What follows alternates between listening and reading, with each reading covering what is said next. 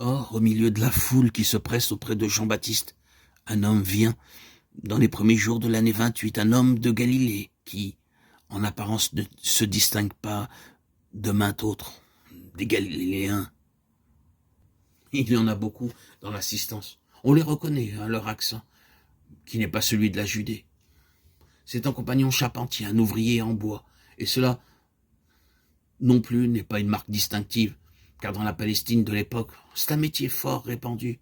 Cet homme a dépassé un peu la trentaine, et il se nomme simplement Jésus. Cependant, au moment où le nouveau venu s'approche de lui, Jean-Baptiste est bouleversé. En son âme inspirée, Dieu fait jaillir une révélation.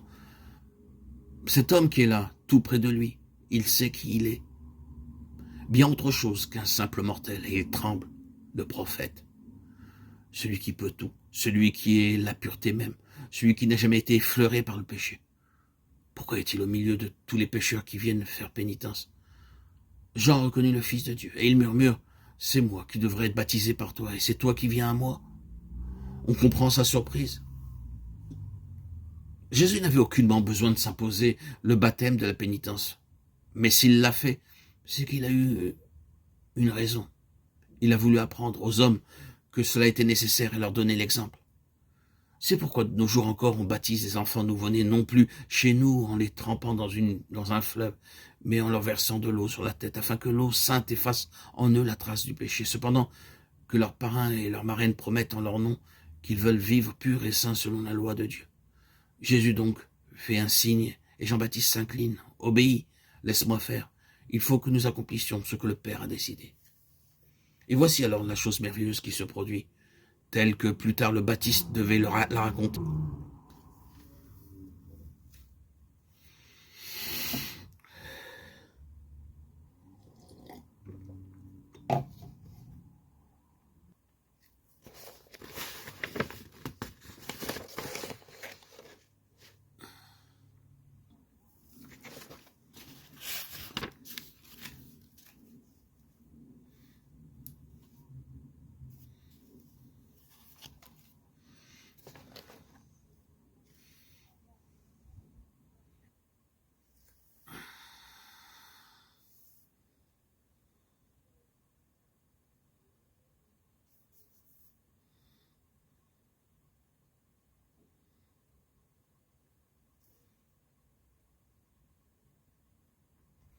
Remontons environ 2000 ans dans le temps, 2000 ans avant que Jésus naisse sur la terre. C'est alors que débute une histoire prodigieuse, dont justement la venue de Jésus sera la conclusion et la fin. Alors un petit peuple a eu une révélation surprenante. Son chef, Abraham, a entendu la voix de Dieu lui dire « Parce que tu crois en moi, parce que tu ne me confonds pas avec toutes les idoles qu'adorent les autres hommes, moi je te protégerai, il y aura entre nous une alliance, tu seras mon témoin sur la terre, c'est toi qui auras chargé d'apprendre aux hommes la vraie religion, la religion du seul Dieu. Et en échange, je te désigne comme mon peuple élu, la nation privilégiée entre toutes, celle sur laquelle je veillerai avec le plus de tendresse. » Et ainsi avait-il été fait tout au long des temps. Dieu avait visiblement protégé son peuple. Il avait conduit d'abord à l'époque d'Abraham de la Mésopotamie vers la Palestine, la terre promise, où il lui avait permis de s'installer. Et par toutes sortes de miracles, il lui avait fait comprendre qu'il l'aidait sans cesse et qu'il le surveillait. 6 ou 7 siècles plus tard, lorsque les Israélites, c'était ainsi qu'on nommait ce peuple, avaient dû à cause de la famine chercher refuge en Égypte, et qu'un pharaon cruel s'était mis à les persécuter, c'était Dieu encore, Dieu toujours, qui leur avait montré sa bonté en leur envoyant un libérateur, Moïse.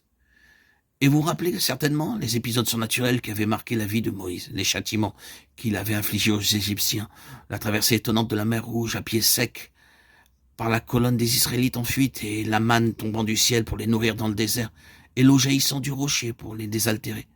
Par tous ces miracles, Dieu avait de nombreuses fois prouvé qu'Israël était bien son peuple élu, le témoin de sa parole, et que l'alliance tenait toujours. Bien entendu, cette protection, Dieu ne l'accordait à son peuple que s'il lui demeurait tout à fait fidèle, c'est-à-dire s'il ne se laissait jamais aller à adorer les idoles et s'il obéissait strictement aux commandements que lui-même avait dictés à Moïse au sommet du mont Sinaï. Mais voilà, vous le savez bien, les hommes sont les hommes, et même quand ils aiment vraiment Dieu, il leur arrive souvent de lui désobéir et de violer ses lois. C'est ce que fit à plusieurs reprises le peuple d'Israël. Certains de ses membres se mirent à adorer de faux dieux, des Baals, des Astartés, d'autres se livrèrent à d'autres sortes de mauvaises actions. Alors Dieu se fâcha et décida de punir son peuple qui n'avait pas su observer son alliance. Et c'est alors que se produisirent les catastrophes annoncées au nom de Dieu par les prophètes, l'invasion des Mésopotamiens féroces, les persécutions abominables, la longue déportation sur les bords de l'Euphrate, loin de la patrie, l'exil et la douleur. Mais dans la souffrance, l'homme est plus près de Dieu. Ils comprirent, les Israélites, qu'ils avaient péché et se repentirent.